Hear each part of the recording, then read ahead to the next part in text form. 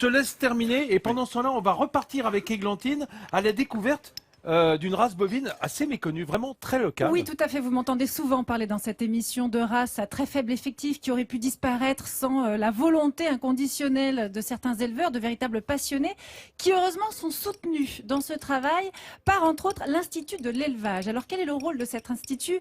Eh bien, d'améliorer la compétitivité des élevages, d'apporter des solutions techniques, de travailler sur la génétique, sur l'environnement, bref, tout ce qui peut améliorer le travail de ces éleveurs. Eh bien, cet institut, c'est quand même 240 personnes en tout, dont 200 ingénieurs et techniciens. Et ici, dans la région Midi-Pyrénées, il y a une race qui a bien besoin de tout ce soutien, c'est la race de vache Casta. Eh bien, nous avons suivi dans son travail Lucie Marquet.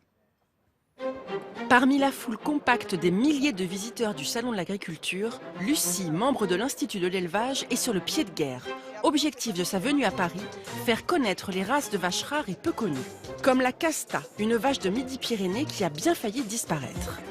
Il ne restait plus que quelques dizaines de vaches et il a fallu repartir de ça, retrouver des éleveurs, faire reproduire les animaux. Micro en main, elle monte sur le ring pour faire découvrir cette race au public.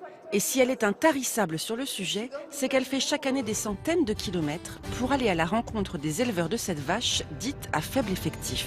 Le but, collecter un maximum d'informations. De les connaître, de connaître leurs éleveurs et puis de voir tous les projets qui peuvent se faire autour, ça, la passion, elle est là. Bonjour Lucie. Vous allez bien? Enchanté de vous voir et bienvenue à la ferme du Patis. Cet après-midi, Lucie a rendez-vous avec Étienne, un passionné de bovins.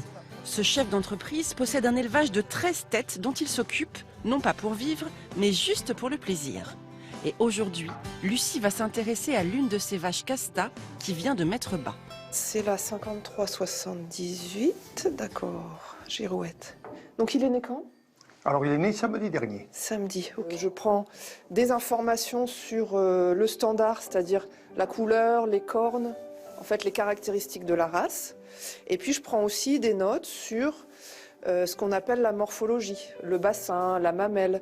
En gros, tout ce qui permet de faire facilement des veaux, de les nourrir facilement et puis de vieillir le mieux possible. Toutes ces informations sont précieuses pour mieux connaître la race, éviter la consanguinité et ainsi augmenter le nombre de spécimens qui est actuellement de 330 dans toute la France. Une vache si rare qu'Étienne souhaite participer à sa sauvegarde. On est exactement dans la sauvegarde du patrimoine de France. Les races à faible effectif sont l'illustration de notre patrimoine, de notre terre de France, au même titre que les vieilles pierres, les végétaux disparus, etc.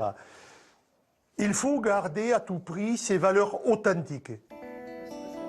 Cet emblème des Midi-Pyrénées ne doit sa survie qu'à la passion de ses éleveurs et à la pédagogie de Lucie, qui travaille main dans la main avec eux afin de pérenniser la race. Moi, la fierté, elle est plus d'y participer, de connaître beaucoup d'éleveurs et de pouvoir leur transmettre les uns aux autres des informations que j'ai pu avoir. Et puis de faire le bilan de tous les animaux que je vois dans les élevages pour être le plus utile possible à l'ensemble des éleveurs. Que ces belles Casta gambadent en toute quiétude. Grâce à leurs anges gardiens, leur avenir est assuré. Voilà, et je me suis permis de convier sur ce plateau un des personnages de ce sujet, c'est Étienne Despouy. Bonjour, Bonjour merci Étienne, bienvenue. d'être là. Bonjour, merci pour les vaches surtout. Mais c'était non, important vous savez, d'avoir Étienne parce que vous avez vu dans le sujet, on parle d'un entrepreneur, mais qui est passionné. C'est pas du tout son métier, les vaches, au départ. Hein, Étienne. C'est quoi votre vrai métier, Étienne? C'est ça, alors j'ai à Toulouse une entreprise de recyclage de ferrailles et métaux. Voilà.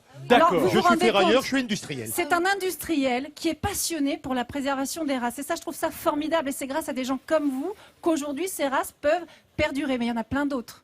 Oui, alors je fais partie d'une minorité, une poignée d'éleveurs passionnés qui veulent reconstituer, régénérer et augmenter le potentiel des races à faible effectif. Alors, très rapidement, il faut savoir que dans les années 50, pour nourrir les populations de l'après-guerre, on a élevé des bovins à grande productivité, au mépris des races autochtones authentiques. Voilà. Et Depuis les années 70, il y a une prise de conscience Et l'Institut de l'élevage, qui est une émanation du ministère de l'Agriculture, nous donne les outils pour élever et Il vous ces races. accompagne pour préserver. Nous Et là, accompagne. vous êtes tellement passionné qu'on vient de voir quelques images qui Oui, défilaient comme ça. absolument, Ce sont les images de ce que vous appelez votre temple de la vache. C'est vous dire à quel point Étienne Oui, oui. est passionné. C'est un lieu que vous avez créé chez vous, entièrement Oui. dédié à la vache. Oui, c'est ça. Alors j'ai créé un lieu, un domaine entièrement dédié à la vache.